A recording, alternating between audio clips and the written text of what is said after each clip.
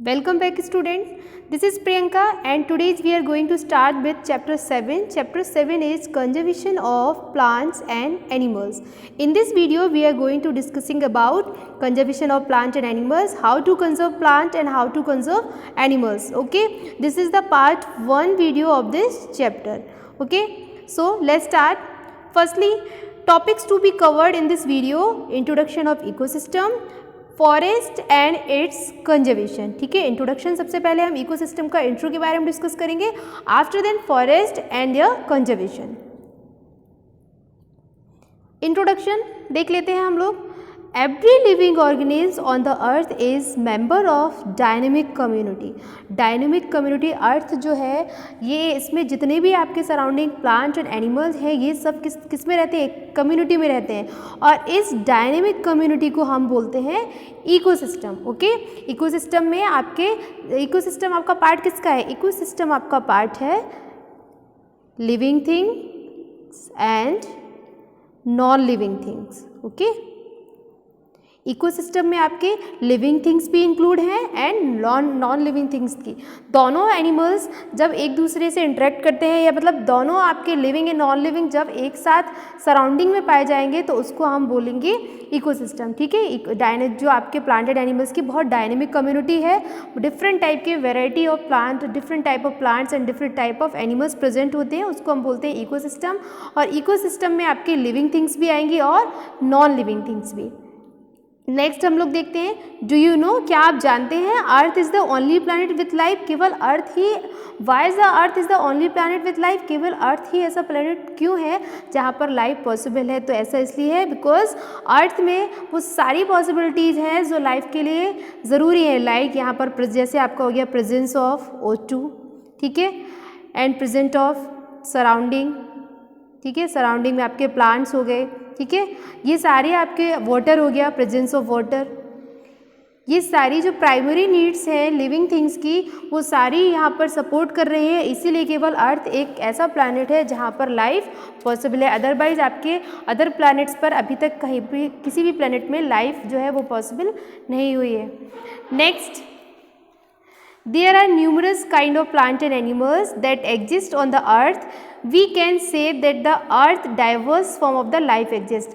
मतलब जो आपका अर्थ प्लैनेट है वहाँ पर various type of plants and animals exist करते हैं.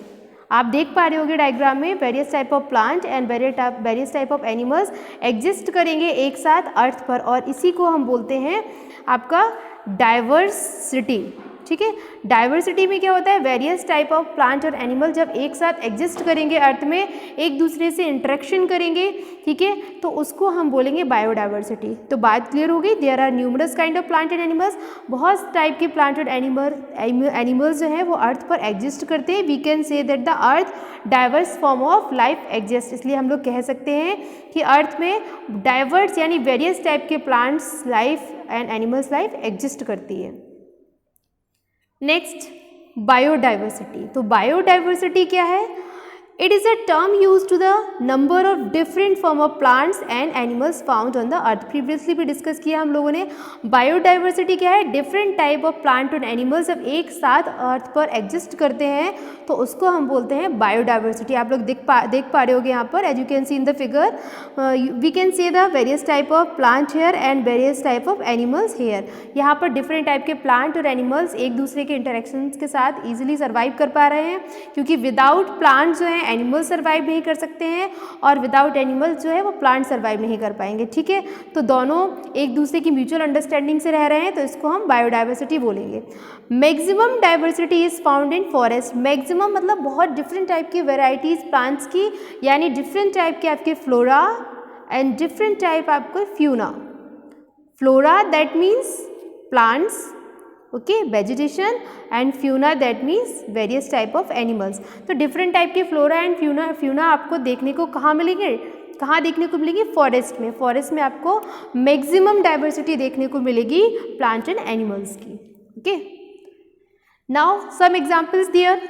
इन forest so many kind of plants and animals are found. Forest में आप बहुत टाइप के प्लांट्स एंड एनिमल्स को देख पाओगे। बहुत सारे प्लांट्स ऐसे भी हैं जिनके आप अभी नेम से भी फैमिलियर नहीं हैं, और बहुत सारे एनिमल्स भी ऐसे हैं जिनके नेम से भी आप लोग अभी फैमिलियर नहीं हैं। ठीक है, तो जब आप फॉरेस्ट पे विजिट करेंगे तो आपको वेरियस टाइप के प्लांट और एनिमल वहाँ पर देखने को मिलेंगे। Okay, now loss of biodiversity is a serious problem. इस समय जो सबसे serious and major problem is a loss of biodiversity. Biodiversity का लॉस किस तरीके से हो रहा है, ये बहुत सीरियस प्रॉब्लम है, बहुत सीवियर प्रॉब्लम चल रही है इस समय। The loss of biodiversity is a mainly due to the sudden unplanned and disorganised change in the environment. किस वजह से हो रहा है बायोडाइवर्सिटी में चेंज? ठीक है, ये सीरियस प्रॉब्लम इसलिए हो रही है क्योंकि जो आपका बायोडाइवर्सिटी है इसमें सडन चेंज, कुछ अनप्लान्ड चीज़ें हो रही हैं। ठीक है, और इन्वायरमेंट में कुछ डिसऑर्डर्ड हो रहा है, यानी इन्वायरमेंट में आपका जो प्लांट और एनिमल्स का जो बैलेंस है, प्लांट एंड एनिमल्स का जो बैलेंस है वो इम्बैलेंस हो रहा है। ठीक है, कुछ ह्यूमन की एक्टिविटी की वजह से हो रहा है, कुछ नोइंगली, कुछ अननोइंगली। कुछ हम लोग जानबूझकर कर रहे हैं, कुछ हम लोग अनजाने में कर रहे हैं, कुछ नोइंगली हो रहा है एंड सम आर अननोइंगली। ठीक है, तो इस तरीके से जो बायोडाइवर्सिटी में चेंज हो रहा है, यानी प्लांट और एनिमल्स की लाइफ में सडन जो चेंजेस हो रहे हैं, ठीक है, क्लाइमेट में जो चेंज हो रहा है सडन, उसकी वजह से बायोडाइवर्सिटी में बहुत सारे चेंजेस हो रहे हैं।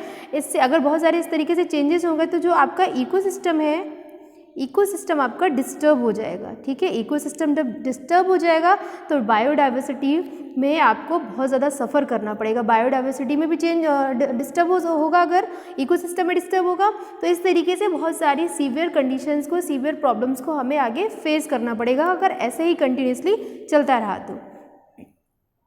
नाउ किस वजह से हो रहा है ये सब? बायोडाइवर्सिटी में जो चेंजेस हो रहे हैं वो किस वजह से हो रहे हैं? ड्यू टू ह्यूमन बिहेवियर्स, प्रीवियसली मैंने बताया। सम आर नोइंगली, कुछ हम लोग जानबूझकर कर रहे हैं, सम आर अननोइंगली, कुछ अनजाने में हो रहा है। तो due to human behaviours and activities number of threats to biodiversity are seen. Biodiversity में ह्यूमन एक्टिविटीज़ की वजह से कुछ जो चेंजेस हो रहे हैं ह्यूमन एक्टिविटी की वजह से हो रहे हैं। तो क्या क्या किस वजह से हो रहे हैं, कौन कौन से प्रोसेस या क्या क्या हम लोग कर रहे हैं जिसकी वजह से हमारी बायोडाइवर्सिटी जो है वो डिस्टर्ब हो रही है, हमारा इकोसिस्टम जो है वो इम्बैलेंस हो रहा है। तो एग्जाम्पल की हम बात करें, ह्यूमन एक्टिविटीज़ लाइक डिफॉरेस्टेशन। ठीक है, ह्यूमन एक्टिविटीज़ की अगर हम बात करें तो सबसे पहले हम लोग डिस्कस करेंगे डिफॉरेस्टेशन। ये आपके फैक्टर्स हैं, कौन कौन से फैक्टर्स हैं?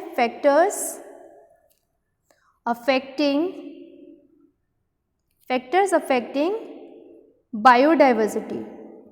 ठीक है, बायोडाइवर्सिटी क्या होता है ये तो आप लोगों को क्लियर हो गया ना। बायोडाइवर्सिटी मैंने आपको बताया है, the name given to the variety of organism in a region या different type of plants and animals को हम लोग बायोडाइवर्सिटी बोलेंगे। और some factors are affecting the biodiversity. तो फर्स्ट फैक्टर इज डिफॉरेस्टेशन। ठीक है, ये ह्यूमन एक्टिविटी की वजह से हो रहा है। देख लेते हैं हम लोग डिफॉरेस्टेशन क्या है। De that means removal, forestation means forest. तो डिफॉरेस्टेशन मीन्स हो गया आपका removal of forest. The removal और cutting down of forest are using a deforestation land. ठीक है, डिफॉरेस्टेशन क्या है? द रिमूवल और cutting down of forest, forest को रिमूव करना या कट करना and using the deforested land for other purposes, और उस लैंड का अदर पर्पस के लिए यूज़ करना।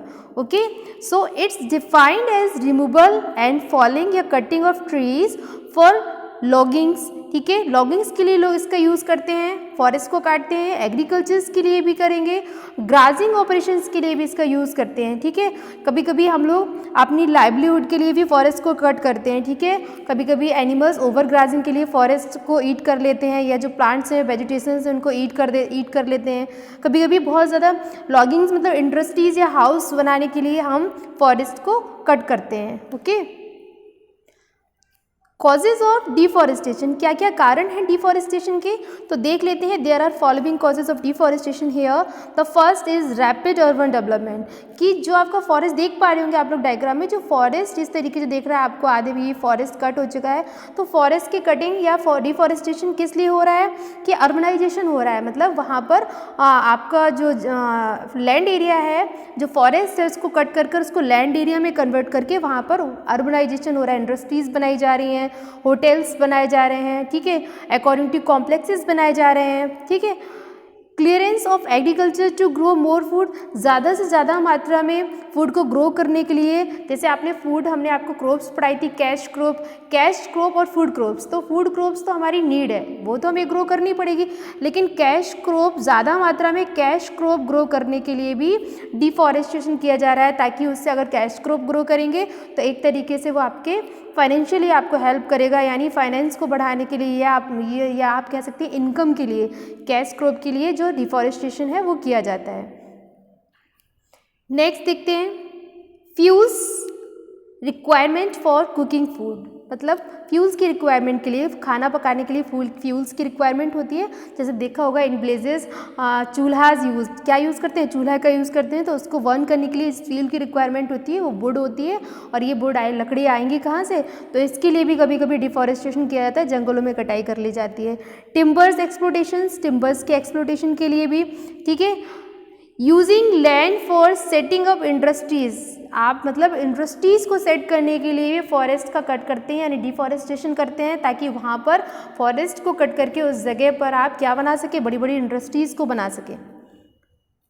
अब अभी हम लोगों ने ये पढ़ लिया कॉजेज़ क्या क्या हैं, क्या बहुत सारे कॉजेज़ हम लोगों ने डिस्कस कर लिए जिनकी वजह से लोग डिफॉरेस्टेशन करते हैं, ह्यूमन्स जो है वो डिफॉरेस्टेशन करते हैं। तो इसके कंसिक्वेंसेस क्या हैं, इसके क्या आपके दुष्प्रभाव हो रहे हैं हमारे ऊपर, तो देख लेते हैं हमारे एटमॉस्फेयर पर इसका क्या इफेक्ट पड़ रहा है, किस तरीके से। तो देखते हैं हम लोग, रिड्यूस रेनफॉल, क्या हो जाएगी, rainfall reduce, imbalance atmospheric gases, loss of natural habitat, change in climate, decrease in water level. Okay, so firstly we are going to discussing about reduce rainfall. ठीक है, रेनफॉल किस तरीके से रिड्यूस होगी, deforestation की वजह से हम लोग डिस्कस कर लेते हैं। तो the area that are devoid of forest get reduce rainfall, जिस एरिया में डिफॉरेस्टेशन होगा, यानी फॉरेस्ट कट कर दिए जाएंगे, तो वहाँ पर, क्योंकि आपको पता है ना, जो प्लांट्स होते हैं वो सॉइल को होल्ड करके रखते हैं, सॉइल को पकड़ कर रखते हैं, और उसकी वजह से सॉइल में वाटर होल्डिंग की कैपेसिटी जो है वो बढ़ जाती है। लेकिन अगर प्लांट ही कट जाएंगे तो वाटर होल्डिंग की कैपेसिटी भी जाएगी। तो और आपका जो वाटर साइकिल की प्रोसेस है, वाटर साइकिल की प्रोसेस हम लोगों ने पढ़ रखी है ना, इवोपरेशन एंड कंडेंसेशन, ठीक है। इसमें पहले वाटर का इवोपरेशन होगा, देन वाटर जो है कंडेंस फॉर्म में अगेन आ जाएगा, फिर उसका इवोपरेशन होगा। तो इवोपरेशन एंड कंडेंसेशन की प्रोसेस कंटिन्यूसली चलती रहती है, किसमें, वाटर साइकिल में। तो ये प्रोसेस भी इफेक्टेड होगी अगर प्लांट्स नहीं होंगे, ठीक है। तो इसकी वजह से कंडीशन इतनी सीवियर हो सकती है कि क्या पड़ सकता है, ड्रॉट लाइक सिचुएशन आ सकती है, यानी सूखा भी पड़ सकता है। तो बात क्लियर हो गई, रिड्यूस रेनफॉल ये हमारा फर्स्ट कॉन्सिक्वेंस है। Then imbalance of atmospheric gases, मतलब एटमॉस्फेरिक यानी एटमॉस्फेयर में जो गैसेस हैं उनमें भी इम्बैलेंस क्रिएट हो जाएगा। जैसे कि अगर हम बात करें CO2 की, CO2 इसको बोलते हैं कार्बन डाइऑक्साइड। जैसे हमने आपको बताया जो प्लांट्स हैं ये कौन सी गैस लेते हैं, CO2, और रिलीज़ कौन सी गैस करेंगे, यानी ये इनहेल करते हैं CO2 और ये एक्सेल करेंगे O2, और जो O2 प्लांट एक्सेल करेंगे उसको ह्यूमन इनहेल करता है, उसको ह्यूमन क्या करेगा, इनहेल। तो इस तरीके से एटमॉस्फेयर में गैसेस का बैलेंस बना रहता है। लेकिन अगर प्लांट्स कट हो जाएंगे तो इस CO2 का एटमॉस्फेयर में क्या हो जाएगा, इम्बैलेंस हो जाएगा, ठीक है। अगर प्लांट्स कट जाएंगे तो CO2 का जो अमाउंट है वो बढ़ जाएगा, और CO2 का अमाउंट अगर इंक्रीज़ हो जाएगा तो एटमॉस्फेयर में ग्लोबल वार्मिंग की प्रॉब्लम क्रिएट हो जाएगी, और इसकी वजह से जो टेम्परेचर जो है वो बहुत ज़्यादा इंक्रीज़ हो जाएगा, ठीक है। तो यहाँ पर लाइफ एग्जिस्ट करने में भी प्रॉब्लम होगी, ह्यूमंस को एग्जिस्टेंस करने में भी प्रॉब्लम होगी। तो बात क्लियर हो गई है कि एटमॉस्फेरिक गैसेस का इम्बैलेंस होना एक बहुत मेजर सीवियर प्रॉब्लम हो सकती है। तो चलिए देख लेते हैं, इसको डिस्कस करेंगे ज़रा।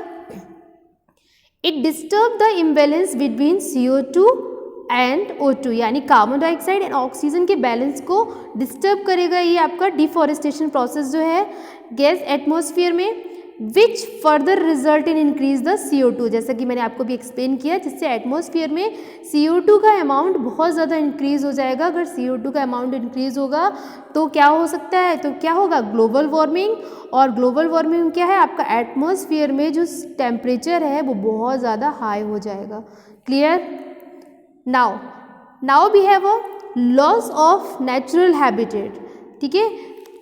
लॉस ऑफ नेचुरल हैबिटेट की हम बात करेंगे तो cutting down of trees destroy home of the species. जब हम ट्रीज़ को कट कर देंगे तो बहुत सारे स्पीसीज और एनिमल्स पेड़ों पर रहते हैं, बहुत सारे पेड़ों पे होल बनाकर रहते हैं, पेड़ों के नीचे बोरो बनाकर भी रहते हैं, तो बहुत सारे एनिमल्स के हम लोग हैबिटेट को भी छीनते हैं, यानी उनके घरों को भी छीन लेते हैं उनसे, डिफॉरेस्टेशन की वजह से।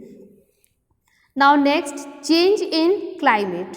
तो इस तरीके से बराबर अगर फॉरेस्ट कट होंगे तो आप देख पा रहे होंगे क्लाइमेट, ये हमारी क्लीन एंड प्योर क्लाइमेट है इस तरीके से, ठीक है। और अगर ये प्रोसेस आपकी कंटिन्यू चलती रहेगी तो क्लाइमेट आपकी कुछ इस तरीके से हो जाएगी, ठीक है। तो it change in the climatic condition, ये आपकी क्लाइमेटिक कंडीशन को पूरी तरीके से इफेक्ट करेगा, यानी क्लाइमेटिक कंडीशन को चेंज कर देगा, क्योंकि और एटमॉस्फेयर में किसका अमाउंट बढ़ जाएगा, CO2 की। तो टेम्परेचर देख पा रहे होगे आप लोग कितना ज़्यादा है, ठीक है। तो it can lead to the drought and flood, तो क्या हो सकती है, सूखा पड़ सकता है, बाढ़ आ सकती है, ये सारे कंसिक्वेंसेस हो सकते हैं if deforestation process is continuous. अगर डिफॉरेस्टेशन की प्रोसेस कंटिन्यूसली इस तरीके से चलती रही तो इन सारे कंसिक्वेंसेस को हम लोगों को फेस करना पड़ेगा। Next, decreasing water level, water level जो है वो डिक्रीज हो जाएगा।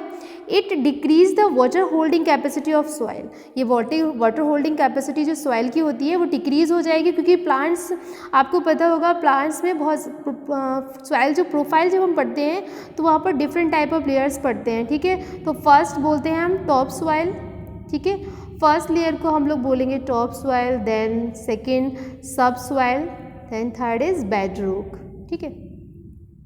तो प्लांट ग्रो हम किस लेयर पर करते हैं, टॉप सॉइल पे। Top soil is a very fertile layer, ठीक है, इसकी फर्टिलिटी बहुत ज़्यादा होती है, बहुत फर्टाइल होती है, इसीलिए टॉप सॉइल में ही प्लांट्स को ग्रो करते हैं। अगर ये टॉप सॉइल का रिमूवल हो जाएगा तो उस प्रोसेस को हम बोलेंगे removal of topsoil, removal of topsoil called erosion या सॉइल इरोजन, ठीक है।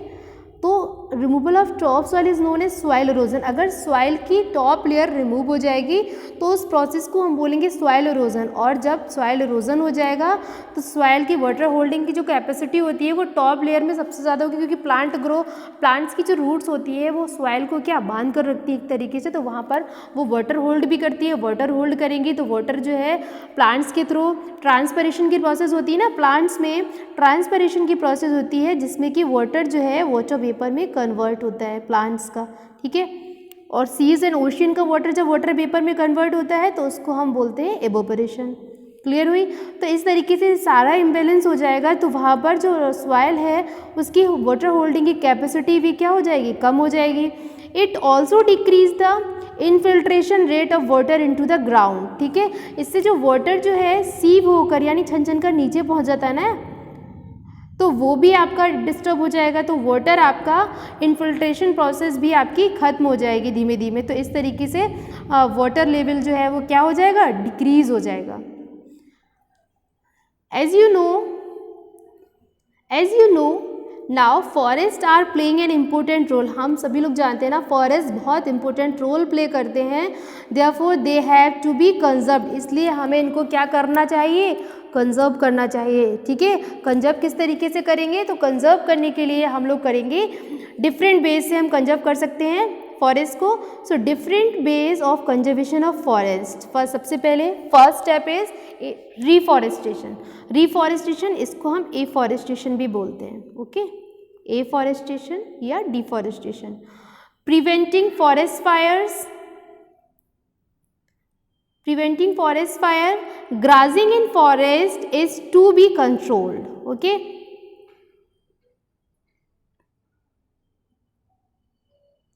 So firstly we are discussing about reforestation. Reforestation क्या होता है, reforestation मतलब री मतलब अगेन, फॉरेस्टेशन मतलब फॉरेस्ट या फॉरेस्ट को अगेन लगाना, दोबारा से फॉरेस्ट को ग्रो करना, यानी प्लांट्स को लगाना, या जितने प्लांट्स हम कट कर रहे हैं उसके कंपैरिजन में कम से कम उतने प्लांट्स तो हमें लगाने ही चाहिए, ठीक है, किसके लिए, कंजर्व करने के लिए फॉरेस्ट को। It means the process of restoring and recreating areas of forest. Forest का जो एरिया डिफॉरेस्ट हो चुका है वहाँ पर हम दोबारा से क्या क्रिएट करें, फॉरेस्ट क्रिएट करें, या फिर जितने ट्रीज़ आपके कट रहे हैं रेगुलर वेज में, अगर हम ज़्यादा नहीं लगा सकते हैं तो इक्वल उतने ट्री तो हमें लगाने ही चाहिए। अगर 50 ट्रीज़ कट हो रहे हैं तो एटलीस्ट 50 ट्रीज़ तो हमें दोबारा से ग्रोन करने चाहिए। किसके लिए, कंजर्वेशन ऑफ फॉरेस्ट के लिए। Next, preventing forest fire. Forest fire को हमें प्रिवेंट करना है किस तरीके से, we should take special precautions to make sure fire can not be careless ignited. हमारी केयरलेसनेस की वजह से फॉरेस्ट में फायर ना हो, इस चीज़ के लिए हम अवेयर रहें। एज इट थ्रेटेड पीपुल्स के, इससे बहुत सारे जो पीपल हैं वो डर भी जाते हैं, और जो आपके जितने भी फॉरेस्ट में जो पीपल्स जो आपके एनिमल्स प्रेजेंट होते हैं वो कई बार किल भी हो जाते हैं, ठीक है। तो समझ रहे हैं फॉरेस्ट फायर से किसका नुकसान है, वेजिटेशन का तो नुकसान है ही, फ्लोरा का नुकसान तो है ही है, फ्यूना के भी नुकसान है, यानी प्लांट और एनिमल्स दोनों को ही इफेक्ट करता है हमारा ये फॉरेस्ट जो आपका आपका जो डिफॉरेस्टेशन है आपका, ये प्लांट और एनिमल्स दोनों की लाइफ को बहुत ज़्यादा इफेक्ट करता है, ठीक है। So next,